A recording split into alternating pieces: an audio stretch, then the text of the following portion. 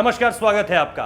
बिहार विधानसभा चुनावों में RJD chief Lalu Prasad Yadav के बड़े बेटे तेज प्रताप यादव, उनकी पत्नी और उनकी साली, पत्नी अभी इसलिए कह रहा हूं क्योंकि तलाक अभी उसको मंजूरी कानूनी तौर पर नहीं मिली है।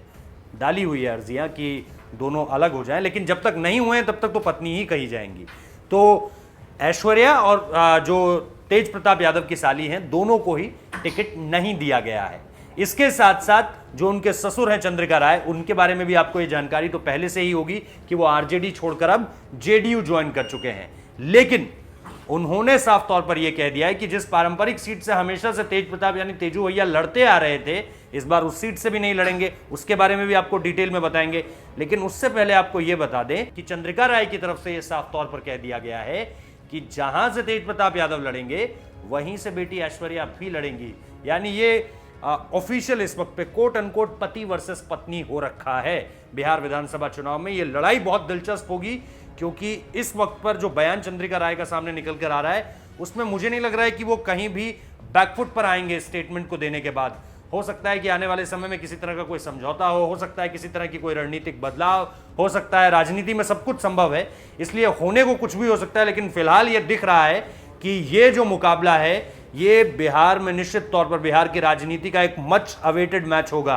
ये वैसा ही मुकाबला होगा जैसे हम लोग इंडिया पाकिस्तान का इंतजार करते हैं वर्ल्ड कप मैचेस में, उसी तरह का एक मुकाबला होगा। क्योंकि इस ऐसे मुकाबले भारतीय राजनीति में मुझे नहीं लगता, मुझे कोई पुराना ऐसा मामला याद नहीं निकल कर आता, ऐसा चुनावी वर्सेस मोड सामने निकल कर नहीं आता जिसमें यह देखा हो कि एक पति वर्सेस पत्नी की फाइट है एक ही सीट के लिए।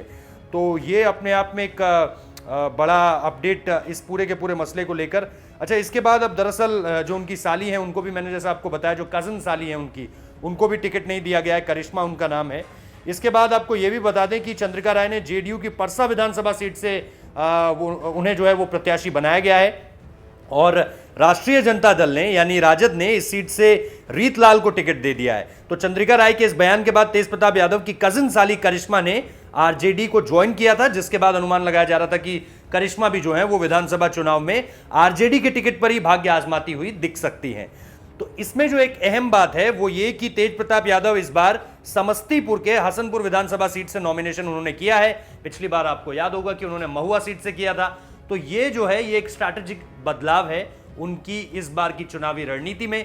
लेकिन देखना दिलचस्प होगा कि जब उनके ससुर ने यह कह दिया है कि उनकी बेटी यानी तेज प्रताप यादव की पत्नी उनके अगेंस्ट वहीं से लड़ेंगी, तो फिर क्या इसे स्ट्रैटेजिकली प्ले किया गया है?